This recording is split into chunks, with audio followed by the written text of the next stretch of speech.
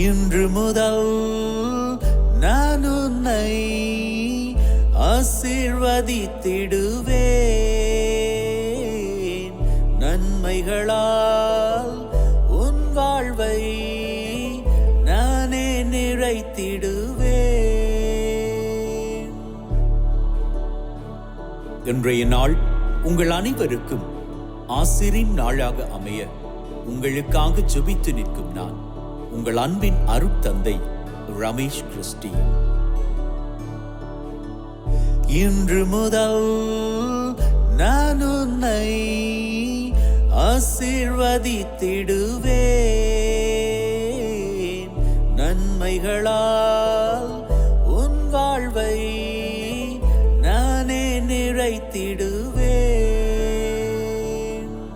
ஆண்டவரது இல்லத்தில் நடப்பட்டிருக்கும் பொழுது வாழ்நாள் எல்லாம் செழிப்புற்று இருப்பீர்கள்.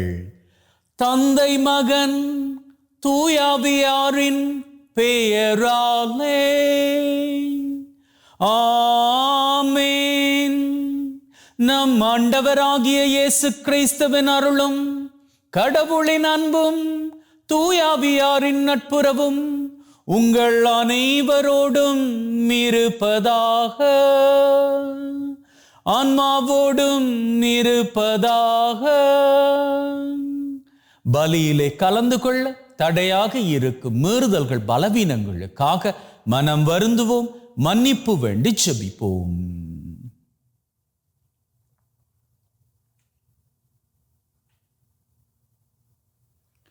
ஆண்டவரே இரக்கமாயிரும், ஆண்டவரே இரக்கமாயிரும். கிறிஸ்துவே இரக்கமாயிரும், கிறிஸ்துவே இரக்கமாயிரும். ஆண்டவரே இரக்கமாயிரும், ஆண்டவரே இரக்கமாயிரும். எல்லாம் வல்ல இறைவன் நம் மீது இரக்கம் வைத்து நம்முடைய மீறுதல்கள் பலவீனங்களில் நமக்கு விடுதலை தருவாராக. ஆமென். மன்றாடுவோமாக.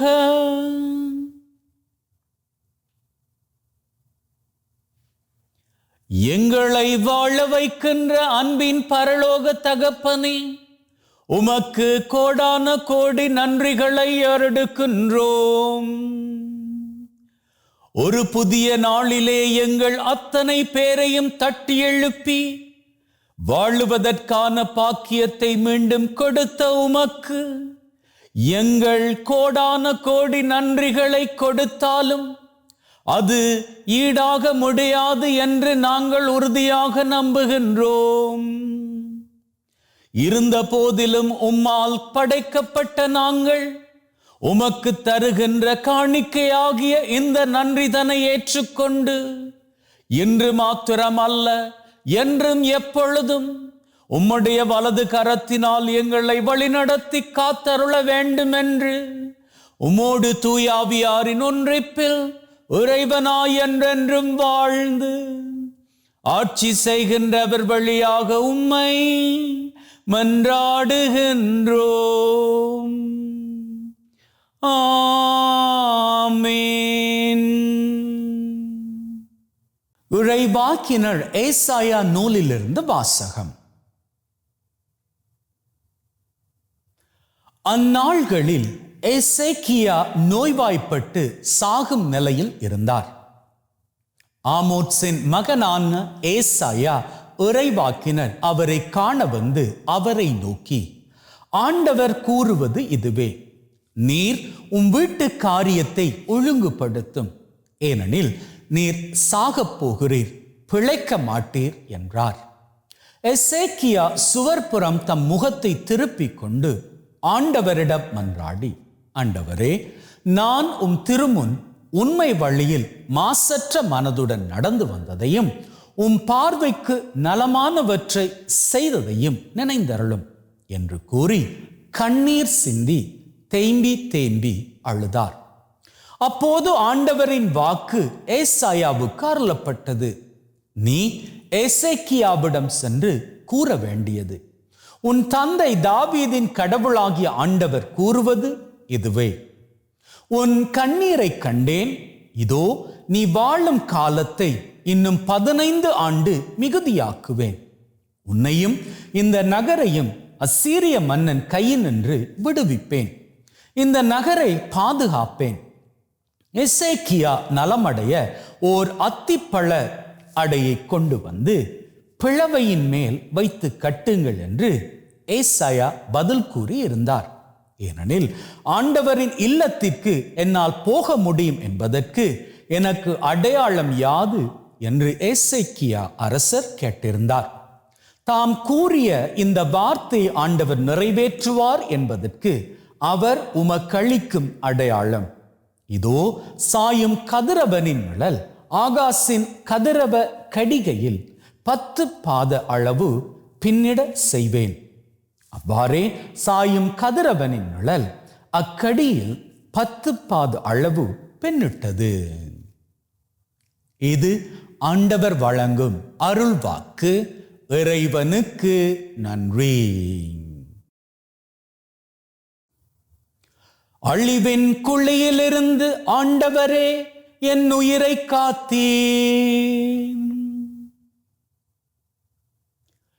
என் வாழ்நாள்களின் நடுவில் இவ்வுலகை விட்டு செல்ல வேண்டுமே.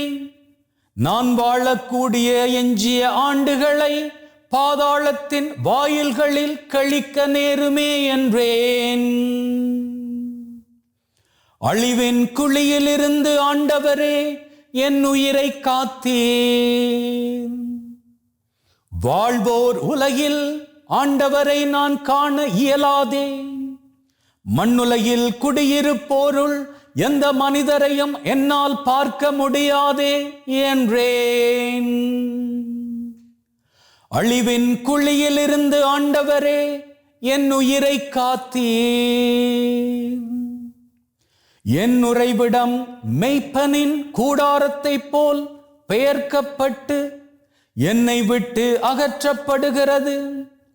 நெசவாளன் பாவை சுருட்டுவது போல் என் வாழ்வை முடிக்கின்றேன். தரியிலிருந்து அவர் என்னை அரித்தருகின்றார். அழிவின் குழியிலிருந்து ஆண்டவரே என் உயிரை காத்தீர். என் தலைவரே, நான் உம்மையே நம்புகின்றேன். என் உயிர் உமக்காகவே வாழ்கின்றது.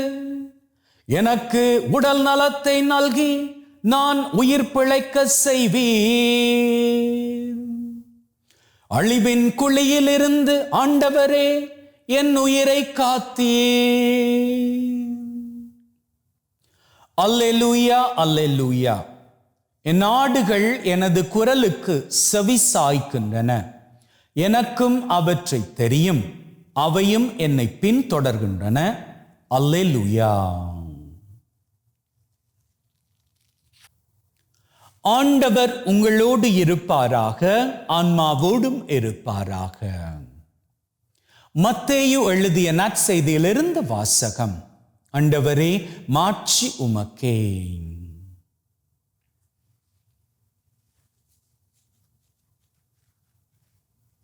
அன்று ஓய்வு நாள். இயேசு வயல் வழியே சென்று கொண்டிருந்தார். பசியாயிருந்ததால் அவருடைய சீடர் கதிர்களை கொய்து தின்னத் தொடங்கினர். பரிசேயர்கள் இதை பார்த்து இயேசுவிடம், பாரும், ஓய்வு நாளில் செய்யக்கூடாததை உம் சீடர்கள் செய்கிறார்கள் என்றார்கள். அவரோ அவர்களிடம், தாமும் தம்முடன் இருந்தவர்களும் பசியாயிருந்த போது தாவீது என்ன செய்தார் என்பதை நீங்கள் வாசித்தது இல்லையா? இறை இல்லத்திற்குள் சென்று அவரும் அவரோடு இருந்தவர்களும் அர்ப்பண அப்பங்களை உண்டார்கள். குருக்கள் மட்டுமே உண்ணக்கூடிய அப்பங்களை அவர்கள் உண்டது தவறல்லவா? மேலும் ஓய்வு நாள்களில் குருக்கள் கோவிலில் பணியாற்றுவது ஓய்வு நாளை மீறும் குற்றமாகாது என நீங்கள் திருச்சட்டத்தில் வாசித்ததில்லையா? ஆனால் கோவிலை விட பெரியவர் இங்கே இருக்கிறார் என நான் உங்களுக்கு சொல்லுகிறேன். பலியை அல்ல, இரக்கத்தையே விரும்புகிறேன் என்பதன் கருத்தை நீங்கள் அறிந்திருந்தால் குற்றமற்ற இவர்களை கண்டனம் செய்திருக்க மாட்டீர்கள். ஆம், ஓய்வு நாளும் மானிட மகனுக்கு கட்டுப்பட்டதே. என்றார். இது கிறிஸ்து வழங்கும் நற்செய்தி. கிறிஸ்துவே உமக்கு புகழ்.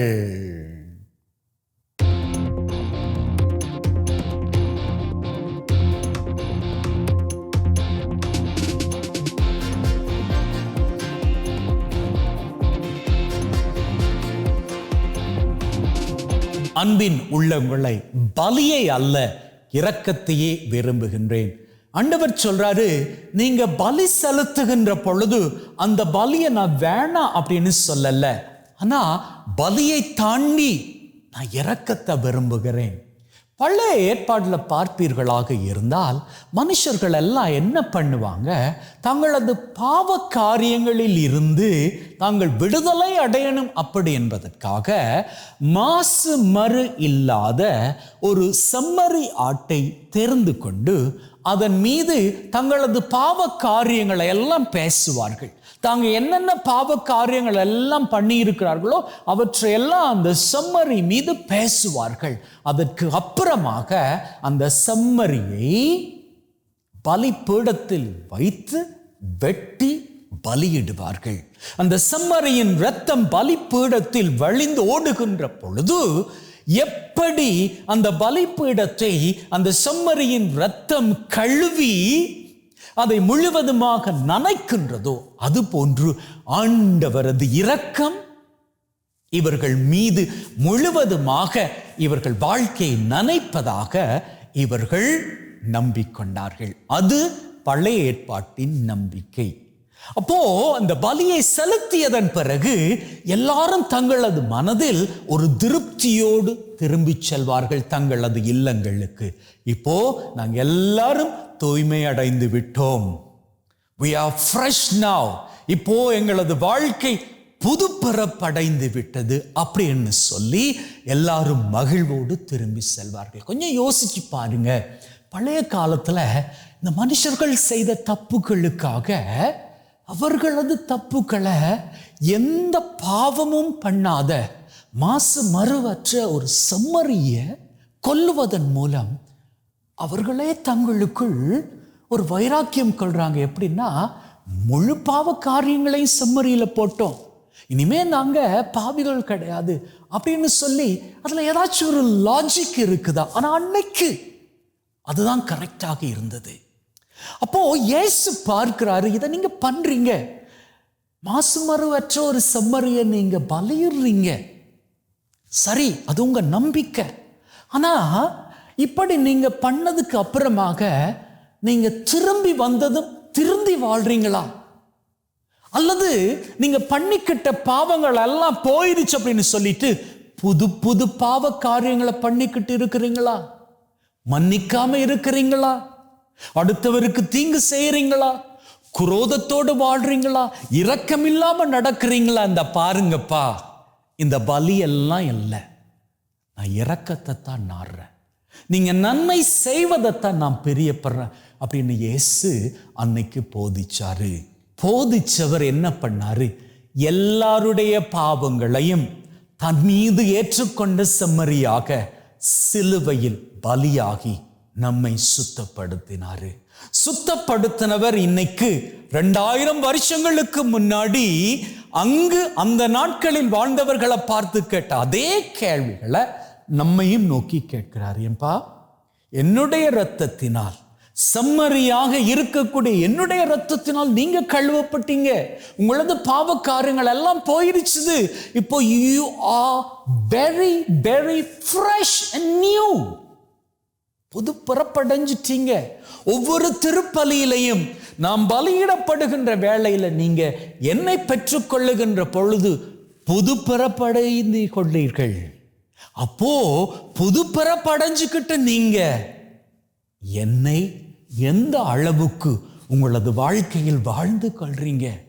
நீங்க வெளியில போய் திருப்பலி முடிஞ்சு வெளியில போற வேளையில இரக்கம் காட்டுறீங்களா? பாவம் பண்ணாம இருக்கிறீங்களா? பொய் பேசாம இருக்கிறீங்களா? துரோகம் பண்ணாம இருக்கிறீங்களா? சண்டை பிடிக்காம இருக்கிறீங்களா? குடும்பத்துல குழப்பத்தை ஏற்படுத்தாம இருக்கிறீங்களா? அடுத்தவனை கால் வாராம இருக்கிறீங்களா? தேவையற்ற காரியங்களை பேசாது இருக்கிறீங்களா? தேவையற்ற நெகட்டிவ் காமெண்ட்ஸ் பண்ணாம இருக்கிறீங்களா? ஆண்டவர் கேட்கிறார். ஒருவேளை நீங்க இப்படியான காரியங்கள் பண்ணிக்கிட்டு இருப்பீர்களாக இருந்தா, இதெல்லாம் பண்ணிட்டு நீங்க பலி ஒப்பு கொடுக்க வேண்டாம். இதெல்லாம் பண்ணாம இருந்தாலே நான் உங்க மேல கொடுத்த புதிய வாழ்க்கை உங்களுக்கு ஆசிராக இருக்கும். நீங்க நன்மையான காரியங்களை பண்ணிக்கிட்டு அன்றாடம் என்கிட்ட வருகிற பொழுது, அது ஜெபமாக இருக்கட்டும், ஜெபமாலையாக இருக்கட்டும், வே ஆஃப் த கிராஸ் சிலுவை பாதையாக இருக்கட்டும், பக்தி முயற்சிகளாக இருக்கட்டும், திருப்பலியாக இருக்கட்டும், எதுவாக வேண்டுமானாலும் இருக்கட்டும், இவை மூலமாக நீங்க என்கிட்ட வருகிற பொழுது என்னுடைய ஆசீர் உங்க மேல அன்றாடம் பெருகிக்கிட்டே போகும். இன்னைக்கு உங்களது ஆசீர் எந்த அளவு இருக்கிறதோ அதிலும் பார்க்க பல மடங்கு நாளை உயரும். நாளை மறுதினம் அதைவிட பல மடங்கு உயரும். வேதத்தில் ஆண்டவரை சொல்லி இருக்கிறார் அல்லவா, I will take you from glory to glory. அதாவது இன்னைக்கு 30% ஆசீர் அப்படின்னு சொன்னா, நாளைக்கு நீங்க உண்மையாகவே இரக்கத்தோடு செயல்படுகின்றபடியினால் உங்களையும் உங்களது குடும்பத்தையும் உங்களது தலைமுறையும் ஆண்டவர் 30% 60% கொண்டு போவார்.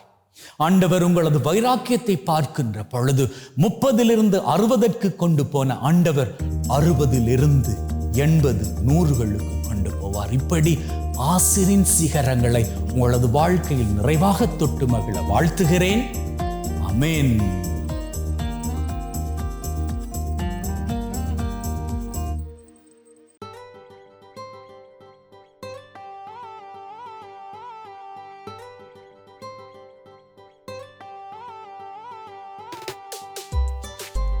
ஆண்டவரே, அனைத்துலகின் நிறைவா உம்மை போற்றுகின்றோம். ஏனெனில் உமது அருட்பெருக்கிலிருந்து இந்த அப்பத்தை பெற்றுக்கொண்டோம். நிலத்தின் விளைவும் மனிதொழைப்பின் பயணமாகிய இந்த அப்பத்தை உமக்கு ஒப்புக் கொடுக்கின்றோம்.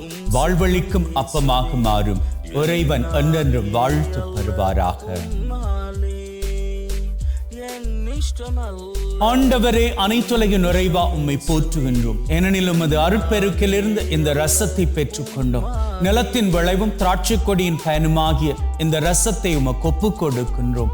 வாழ்வழிக்கும் பானமாக மாறும் இறைவன் என்றென்றும் வாழ்த்து பெறுவாராக. திரு ரத்தம் சிந்தி நீர் திருமகனாய் மாற்றிட, Wash away from my iniquities, cleanse me from all my sins. சகோதர சகோதரிகளே, பிள்ளைகளே, என்னுடையதும் உங்களுடையதுமான இந்த பலி நம் தந்தையாகிய இறைவனுக்கு ஏற்றதாகும்படி மன்றாடுங்கள். ஆண்டவர் தன்னுடைய திருப்பெயரின் புகழ்ச்சிக்காகவும் மாட்சிக்காகவும் திரு அவையின் நன்மைக்காகவும் கையிலிருந்து இந்த பலியை ஏற்றுக்கொள்வாராக. மீட்புக்கு ஊற்றாகிய தகப்பனே, ஒப்புக் கொடுக்கின்ற பலி வழியாக எங்கள் வாழ்வின் மீது நிறைய ஆசீரை பொழிந்தருள வேண்டும் என்று எங்கள் ஆண்டவராகிய கிறிஸ்து வழியாக உம்மை மன்றாடுகின்றோம்.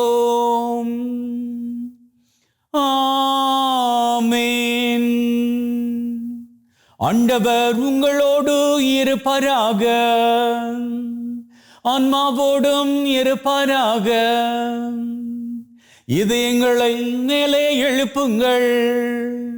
ஆண்டவரை நோக்கி எழுப்பியுள்ளோம்.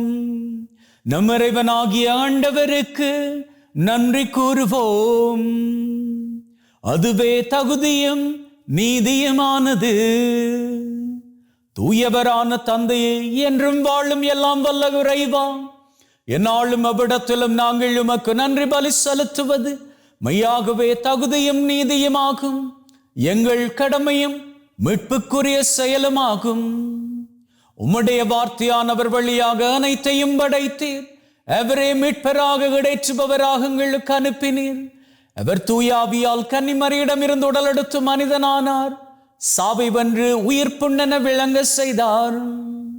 ஆகவே வானு தூதர் புனிதர் அனைவரோடும் சேர்ந்து நாங்களும் உம்முடைய புகழை ஒரே குரலாய் பாடுவதாவது: தூய தூயவர் தூயவர் தூயவர் மூவுலக இறைவனம் ஆண்டவர். வானமும் வையமும் யாவுமுன் மாட்சிமையால் நிறைந்துள்ளன. உன்னதங்களிலே ஓசானா.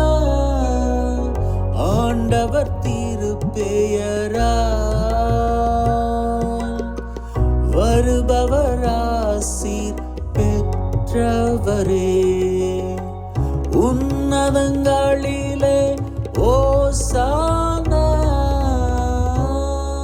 ஆண்டவரே, நீர் மெய்யாகவே தூயவர், தூய்மை அனைத்திற்கும் ஊற்று. ஆகவே உம்முடைய ஆவியை பொழிந்து காணிக்கைகளை தூய்மைப்படுத்த தாழ்மையுடன் வேண்டுகின்றோம். இவ்வாறு எங்கள் ஆண்டவர் இயேசு கிறிஸ்துவின் உடலும் இரத்தமுமாக எங்களுக்கு இவை மாறுவனவாக. அவர் பாடுபட உளம் கனிந்து தம்மை கையளித்த போது அப்பத்தை எடுத்து நன்றி செலுத்தி அதை பிட்டு தம் சீடருக்கு கொடுத்து அவர் சொன்னதாவது: எல்லாரும் இதிலிருந்து பெற்று உண்ணுங்கள், ஏனெனில் இது உங்களுக்காக கையளிக்கப்படும் என் உடல்.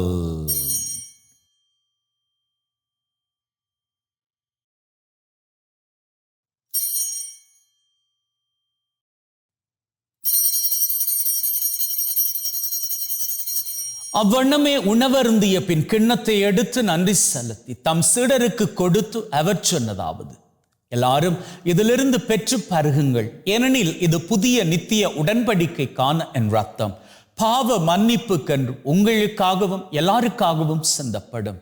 இதை என் நினைவாக செய்யுங்கள்.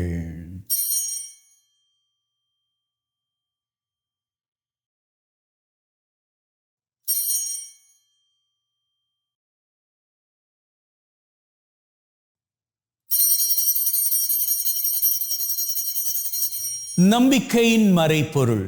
ஆண்டவரே, நீர் வரும் வரை உமது இறப்பை அறிக்கை செய்கின்றோம், உமது உயிர்ப்பையும் எடுத்துரைக்கின்றோம். ஆகவே ஆண்டவரே, நாங்கள் கிறிஸ்துவின் இறப்பை உயிர்ப்பை நினைவு கூர்ந்து வாழ்வு தரும் அப்பத்தை மீட்பளிக்கும் கிண்ணத்தை உமக்கு ஒப்புக் கொடுக்கின்றோம். உம் திருமண் நின்று உமக்கு ஊழியம் புரிய தகுந்தவர்கள் என எங்களை ஏற்றுக்கொண்டீர்.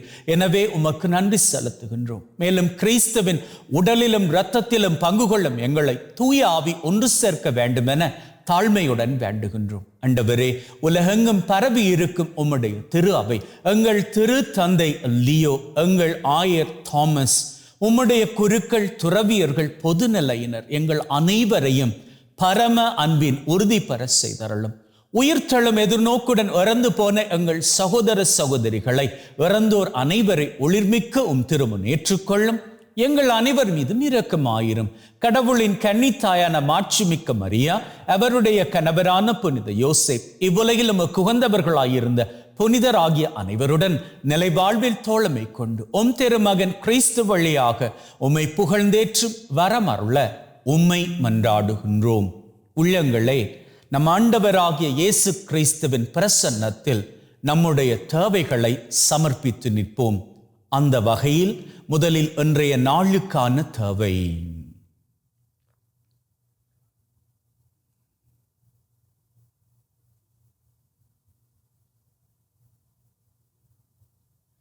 இந்த வாரத்திற்கான தேவை.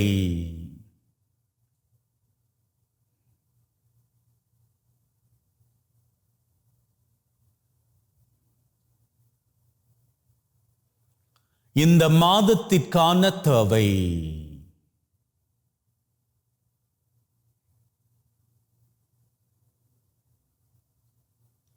இந்த வருஷத்திற்கான தேவை.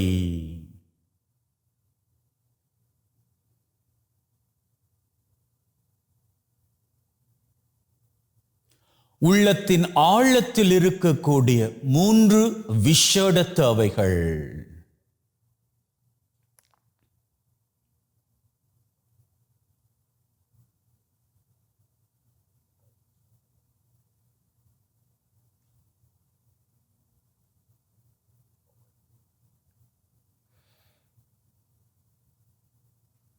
அத்தோடு உலகிலே நிரந்தர சமாதானம் நிலைக்க வேண்டும் என்றும் வேண்டி நிற்போம்.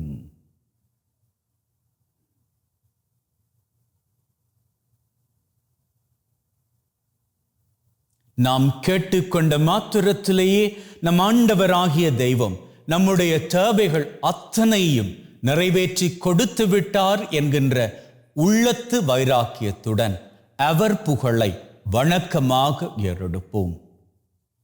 இவர் வழியாக இவரோடு இவரில் எல்லாம் வல்ல இறைவனாகிய தந்தை தூய ஆவியின் ஒன்றிப்பில் எல்லா புகழும் மாட்சியும் என்றென்றும் உமக்கு உரியதே.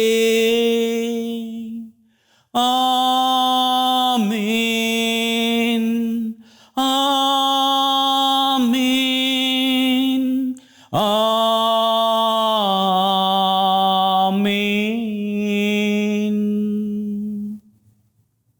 மீட்பரின் கட்டளையால் கற்பிக்கப்பட்டு தேவ படிப்பனையில் பயிற்சி பெற்று நாம் நம்பிக்கையோடு சொல்லுவோம். விண்ணுலகில் இருக்கிற எங்கள் தந்தையே, உமது பெயர் தூயது என போற்றப் பெறுக. உமது ஆட்சி வருக. உமது திருவுளம் விண்ணுலகில் நிறைவேறுவது போல மண்ணுலகிலும் நிறைவேறுவதாக. எங்கள் அன்றாட உணவை இன்று எங்களுக்கு அளித்தருளும். எங்களுக்கு எதிராக தீமை செய்வோரை நாங்கள் மன்னிப்பது போல எங்கள் பாவங்களை பொறுத்தருளும். எங்களை சோதனைக்குட்படுத்தாதையும் தீமையிலிருந்து எங்களை விடுவித்தருளும்.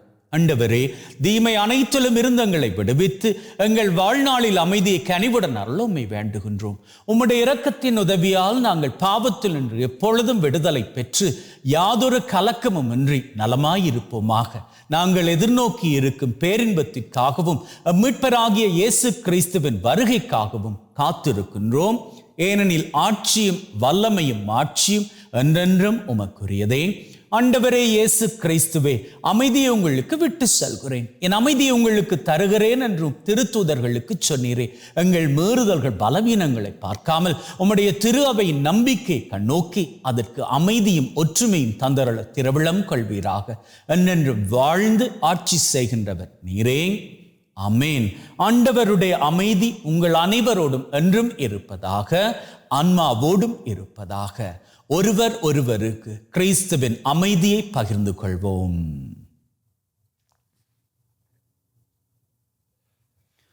உலகின் பாவங்களை போக்கும் இறைவனின் செம்மறியே, எங்கள் மேல் இரக்கமாயிரும். உலகின் பாவங்களை போக்கும் இறைவனின் செம்மறியே, எங்கள் மேல் இரக்கமாயிரும். உலகின் பாவங்களை போக்கும் இறைவனின் செம்மறியே, எங்களுக்கு அமைதியை அளித்தருளும். இதோ நம் ஆண்டவராகிய இயேசு கிறிஸ்து, இவரே நம் ஒவ்வொருவரையும் மகிழ்வோடும் ஒற்றுமையோடும் அமைதியோடும் வாழும்படி அழைக்கின்ற தெய்வம். அழைக்கப்பெற்ற நாங்கள் பேறு பெற்றோர். ஆண்டவரே, தேவரீர் என் உள்ளத்தில் எழுந்தருள நான் தகுதியற்றவன். ஆனால் ஒரு வார்த்தை மட்டும் சொல்லி அருளும், என் ஆன்மா நலமடையும்.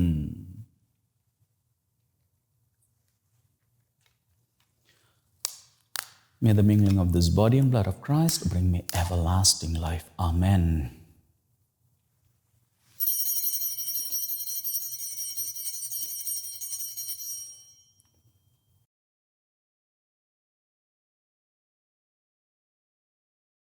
இயேசுவே, உம்மை என் இருதயத்தில் பெற்றதற்காக நன்றி.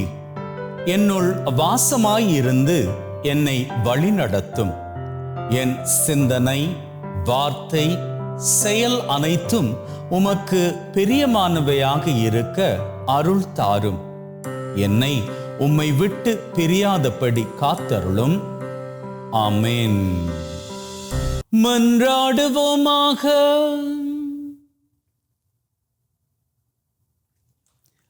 எங்களை வாழ வைக்கின்ற அன்பின் பரலோக தகப்பனே, இந்த பலி மூலமாக உம் பாதம் எங்களது 8 தேவைகளை சமர்ப்பித்து கேட்ட மாத்திரத்திலேயே நாங்கள் பெற்றுக்கொண்டு விட்டோம் என்கின்ற நம்பிக்கையின் உறுதிப்பாட்டோடு நன்றியுள்ள உள்ளத்தோடு எங்களது அன்றாட காரியங்களுக்கு திரும்புகின்றோம்.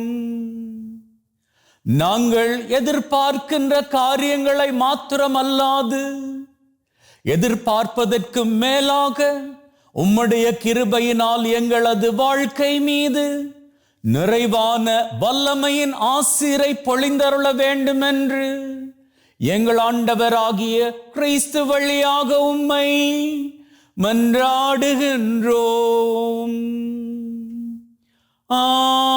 ஆமென். ஆண்டவர் உங்களோடு இருப்பாராக, ஆன்மாவோடும் இருப்பாராக. எல்லாம் வல்ல இறைவன் தந்தை, மகன், தூய ஆவி உங்கள் அனைவரையும் ஆசீர்வதிப்பாராக. ஆமென். பலி செலுத்தினோம், சென்று வாழுங்கள், திருபலி நிறைவேறிற்று. இறைவனுக்கு நன்றி. அன்பின் உள்ளங்களே, ஆண்டவராகிய தெய்வம் உங்களை நிறைவாக ஆசீர்வதிக்கின்றார். அவர் உங்களை முழுமையாக நேசிக்கின்றார். நேசிக்கின்ற தெய்வம், ஆசீர்வதிக்கின்ற தெய்வம் நீங்கள் எப்பொழுதும் மகிழ்வோடு வாழ வேண்டும் என்று விரும்புகின்றார். அவரது விருப்பத்தின் பிரகாரம் நீங்கள் மகிழ்ந்திருங்கள். இன்று மாத்திரமல்ல, உங்களது வாழ்நாள் பூராகவும் மகிழ்ந்திருங்கள். May God bless you and see you all tomorrow. என் சித்தமல்ல உம் சித்தம் இயேசுவே, என்னாலே அல்ல உம்மாலே. என் இஷ்டமல்ல உம் இஷ்டம் இயேசுவே, என்னாலே அல்ல உம்